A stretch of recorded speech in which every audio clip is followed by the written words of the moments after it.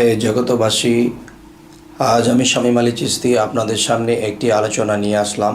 সে আলোচনাটি হলো যে আমাকে কোনো আশেক ভক্ত আমাকে জানিয়েছেন যেন আমি একটি আলোচনা করি। সে আলোচনাটি হলো যে মানুষ পৃথিবীতে আল্লাহর ইবাদত করতে হবে।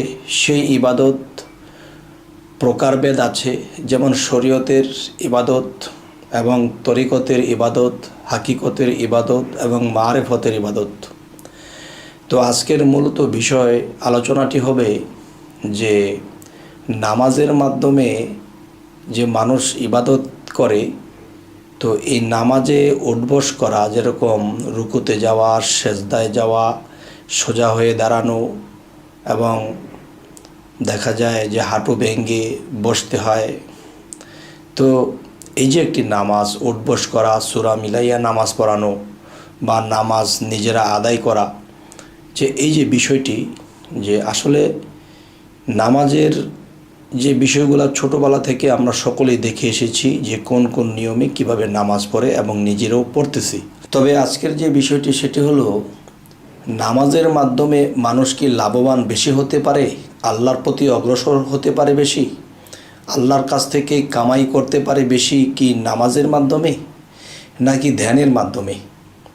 আচ্ছা, এখন নামাজের প্রকারভেদে যদি যাই, যে আমাদের ওয়াক্তি নামাজ দেখা যায় 5 ওয়াক্ত, এর বাহিরে কিন্তু সুন্নত নামাজ, নফল নামাজ এবং দেখা যায় যে বেতের নামাজ, এরপরে দেখা যায় এশরাকের নামাজ, চার্চের নামাজ, এরপরে দেখা যায় তাহাজ্জুদের নামাজ। তবে দেখা যায় এই নামাজগুলো মানুষে পড়তেছে, যে তাহাজ্জুদের নামাজটা অনেকেই 12টার পরে বা গভীর রজনীতে পড়ে।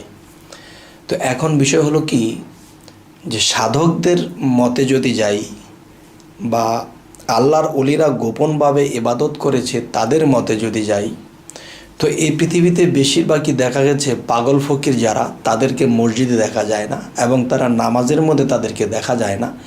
তারা জিকিরে থাকে এবং অন্য কোনো সাধনায় থাকে। তারপরেও কিন্তু তারা মৃত্যুর পরে দেখা যায় তাদের একটা মাজার হয় এবং মাজার হওয়ার পরে দেখা যায় সেখানে হাজার হাজার মানুষ ভিড় দেয় এবং দেখা যায় সেখানে যদি কেউ কিছু আবদার করে সেটা ফলে।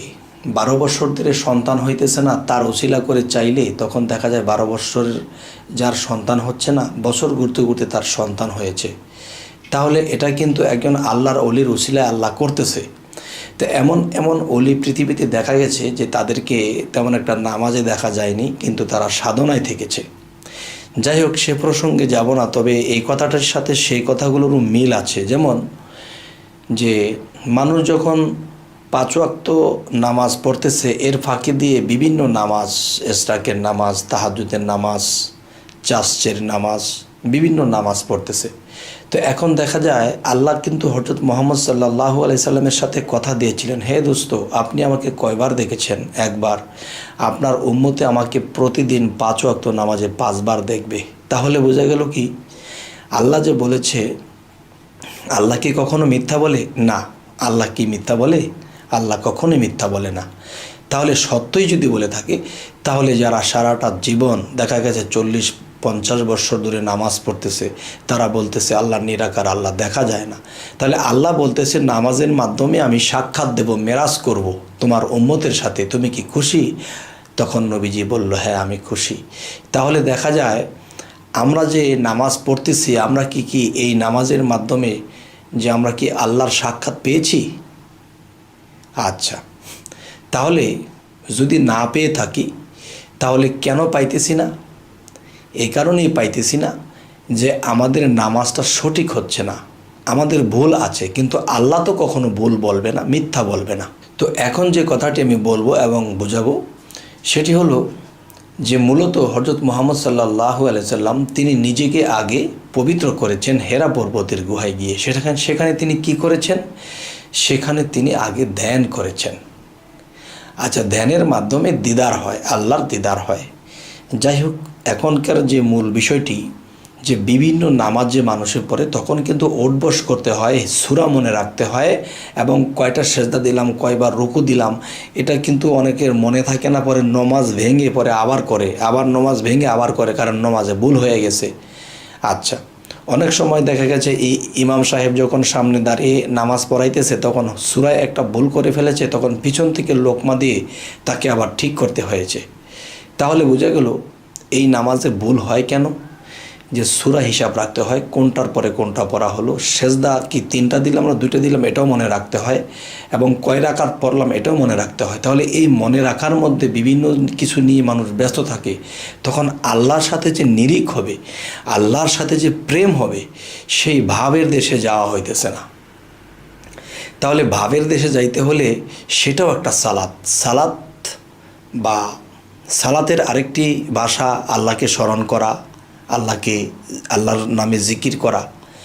তাহলে এখন আসি যে মানুষ যখন ধ্যানের যুগে বসে তখন সেটা নিঘুম রাত্রে যখন ধ্যানে বসে এবং একমাত্র আল্লাহকে ব্যতীত অন্য কোনো হিসেব কিতাব রাখতেছে না, একমাত্র আল্লাহকে স্মরণ করতেছে, আল্লাহর কথা ভাবতেছে, আর চোখ দিয়ে অধরে পানি ঝরতেছে, সেই ধ্যানের দেশে ডুবে যাইতেছে, তখন কি হয়? আল্লাহ যখন সেই চৌথা আসমানে আসে এবং আল্লাহর কুরসিতে সিংহাসনে যখন বসে, তখন জমিনের মধ্যে যদি কোনো বান্দা বান্দি ধ্যানের দেশে গিয়ে আল্লাহর জিকিরকে খুব জোর করে ধরে, খুব কষে, তখন আল্লাহ কি আর সেই সিংহাসনে থাকতে পারে বসে? তখন সেই আল্লাহ ফেরেশতা থেকে জিজ্ঞাসা করতে থাকে, আমার সিংহাসনটা কাঁপতেছে কেন? আমি যে নূরের সিংহাসনে বসি, এই সিংহাসনটা কেন কাঁপতেছে? তখন তোমরা দেখো তো, কে যেন আমাকে স্মরণ করে ধ্যানের দেশে ডুবে আমাকে দেখতে চায়, আমাকে পেতে চায়, আমার নাম তার কালবের মধ্যে ধাক্কা দিয়ে যখন জিকির করে, তখন আমি চৌথা আসমানে যে বসে আছি সেখানে ধাক্কা লাগে, আমি বসে শান্তি পাইতেছি না। দেখো, তখন ফেরেশতারা বিভিন্ন দেশের মধ্যে খুঁজে দেখে, ইমুক গ্রাম, ইমুক দেশ, ইমুক ঘর থেকে একটা বান্দি, একটা বান্দা এরকমভাবে ধ্যান করতেছে, আল্লাহকে স্মরণ করতেছে এবং কাঁদতেছে। তখন আল্লাহ তাদেরকে কি করলেন? তাদের মনোবাঞ্ছা একদিন পূরণ করে দিলেন। তাই আমি বলবো যে শরীয়তের আইনে যে উঠবস করা, যে আহাম্মদি যে নামাজটি, এটি পড়তে হয়, এটি আইন করা হয়েছে। আচ্ছা, দেখা গেছে এই নামাজের দিকে যদি কারো মন নাও থাকে, তবুও সমাজের জোরে হলেও তাদের পড়তে হয়। কেননা দেখা যায় যে একটা মেয়েকে জিজ্ঞাসা করলো, ও মা, তুমি অনেক ভালো, তুমি নামাজ পড়তেছো? তখন সে বলতেছে, আঙ্কেল, আমি নামাজ পড়তেছি তো, আমি আব্বার ভয়ে নামাজ পড়তেছি, নামাজ না পড়লে আব্বা মারে। তো আব্বার ভয়ে নামাজ পড়তেছে, কিন্তু মূলত আল্লাহর প্রেমে নয়। তাহলে আল্লাহর প্রেম ছাড়া যদি নামাজ পড়া হয়, তাহলে কিন্তু এই নামাজ আল্লাহর কাছে গণ্য হবে না, আল্লাহর কাছে পৌঁছাবে না। তেমনি এই পৃথিবীতে যদি কেউ আল্লাহকে ভালোবাসে এবং ভালোবাসার দেশে গিয়ে যদি নামাজটা পড়ে, তাহলে এটা পৌঁছাবে। তো এখন বোঝা গেল যে আমাদেরকে দুজকে ফেলে দেবে নামাজ না পড়লে, এই জন্য আমরা নামাজ পড়ি, এবং আল্লাহ আমাদেরকে জান্নাত দেবে, এই জন্য আমরা নামাজ পড়ি। তাহলে এই নামাজটিও আল্লাহর কাছে গণ্য হবে না। কেননা আমি আল্লাহর জন্য তারা কাঁদেনি, আমি আল্লাহকে পাইবার জন্য, আমার প্রেমের দিদার লাভ করতে তারা কাঁদেনি, নামাজ পড়েনি। তারা জাহান্নাম থেকে বাঁচতে চেয়েছে এবং বেহেশতটাকে চেয়েছে, কিন্তু আমাকে চাইল না, যে আমায় নহে গো ভালোবাসো, ভালোবাসো মোর গান। তো আমি তার গান ভালোবাসি, তাকে ভালোবাসি না। তার জান্নাতকে আমার দরকার, তার জাহান্নাম থেকে এড়িয়ে থাকার আমার দরকার, এই জন্য ইবাদত করি। তাহলে এ ধরনের ইবাদতকারীও আল্লাহর কাছে গণ্য হবে না।